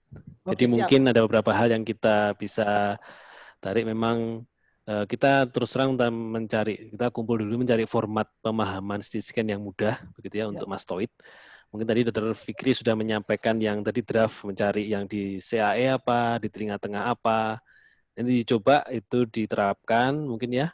Kita sama-sama belajar CAE, kita melihat dari potongan mana, mungkin dari telinga tengah mencari prusek dari potongan mana, mencari osicle dari potongan mana. Kalau kita bisa menemukan itu, akhirnya kita terbiasa. Ketika kita membaca CT scan, otomatis kita akan melihat telinga luar bagaimana, telinga tengah bagaimana, telinga dalam bagaimana, dan potongan yang kita tuju sudah jelas, gitu kan. Mungkin harapannya seperti itu. Kemudian Dr. Fikri ada yang mau disampaikan lagi mungkin?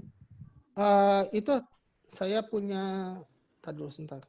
Saya punya PR kalau misalnya mau coba-coba itu ya, coba-coba bikin analisis Ini sendiri. ngasih PR juga. Bukan, justru gue dikasih Ya, PR ya. tuh sama teman kita itu. Sebentar. Oke, Saya coba share di Zoom. Kalau Ya. jadi kalau ini justru saya yang kena Ya. PR tuh. Nah.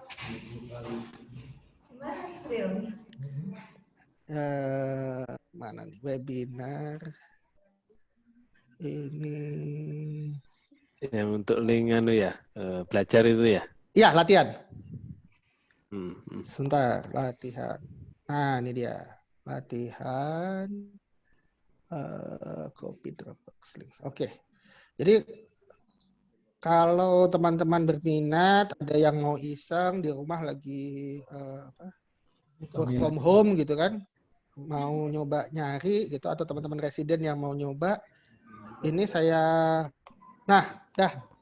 jadi monggo itu udah saya tulis di chat, silahkan bisa di copy, bisa di download, itu kita boleh dipakai untuk coba-coba latihan. Belajar ya? Ya, termasuk juga alamat untuk bisa download Radian sama web untuk bisa download Horos. Ya. Jadi saya yakin semua ilmu itu pasti akan berkembang ketika kita menerapkan dan mencobanya. Dan saat mencoba dan menerapkan pasti kita juga tidak langsung dapat mengerjakan dengan bagus. Pasti semua butuh jadi kepencet. belajar dan butuh teman untuk belajar. Ya, nanti mungkin setelah wabah ini kita bisa ketemu lagi bersama-sama, duduk, kita belajar bareng-bareng ya, Dr. Fikri ya. Siap. Itu cita-cita kami. Ya. Ya, supaya lebih baik ke depannya gitu ya. Insya Allah. Ya. Mungkin dari Dr. Lina mungkin ada tambahan, Dr. Lina. Ya. Selaku Ketua Kodi. Dr. Lina. Teh Lina udah teh operasi nih kayaknya nih. Ya. Ya, semoga bermanfaat ya. Jadi nanti kita bisa kumpul, ketemu lagi. Mungkin kalau semua membawa CT scan pasien yang mungkin pengen banget masih kita menjadi sama-sama pertanyaan, diskusi. jauh lebih bagus seperti itu. Kita diskusi, memaparkan semua supaya nanti ketemu. Nah ini Teh Lina sudah muncul nih. Teh, mungkin ada masukan Teh? Kepencet sana, kepencet sini, hilang segala macam. Oke. Terima kasih. Udah, terima kasih. Bagus banget, Dr. Fikri, Firsa, Caca. Halah. Terima Ya kasih. ini saya mengatasnamakan rame-rame nih Telina. Jadi iya, betul. Terima kasih buat semuanya yang sudah membuat ini lebih terbuka lagi. Mungkin adik-adik kita kan pentingnya buat PPDS nih sebenarnya lebih step by step teratur untuk membacanya. Jadi keren banget. Terima kasih Dr. Caca, Dr. Ahmad Tian. Ya, terima kasih. Mungkin saya akhiri ya, Dr. Lina ya. Ya. Baik, terima kasih, sampai ketemu di minggu depan. Tapi mungkin minggu depan harus hati-hati. Sali ada yang sama, soalnya mungkin kita infonya mungkin alergi dulu ya mungkin ya. Alergi dulu ya. Oke. Ya, sambil mencari topik berikutnya. Terima kasih atas kita sama-sama nonton Kang Arif minggu depan. Yes. Gantian ya, siap. Gantian. Mungkin bisa disampaikan iklan flyernya Dok yang buat minggu depan Dok. Asik. Coba. Ya, Di mana flyernya? Ada tuh Yan. Dr. Januar mungkin bisa. Ada? Sebentar Dok, masih cari. Aku juga nggak ada. Ya. Ya nanti mungkin disampaikan nanti di grup ya. Ya prinsipnya minggu depan ada lagi Dok. Ya. Ya, akan selalu setiap Selasa jam 13. Ya. Dr. Caca terima kasih, Dr. Fikri atas paparannya. Januar udah lama nggak potong rambut nih kayaknya nih. Potong brengos dong. Gue baru lihat nih. Ya, Dr. Lina terima kasih atas kesempatannya. Kemudian seperti Dr. Sukirman banyak masukan Ya, terima kasih, untuk Dok. kita, gitu ya. Sampai ketemu pada pertemuan berikutnya pada Meet the Expert. Semoga semakin menambah kita wawasan dan ilmu sehingga lebih baik lagi ke depannya. Terima kasih. Saya akhiri. Terima kasih. Assalamualaikum warahmatullahi wabarakatuh. Waalaikumsalam. Terima kasih semua dari Sabang sampai Merauke. Ya, Teh Lina. Terima Ya, kasih Mbak banyak. Jeki. Terima kasih banyak. Ya, sampai Ya, jumpa. kasih. Terima kasih Anwar. Mas Roni, live-nya Facebook dimatiin Mas Roni.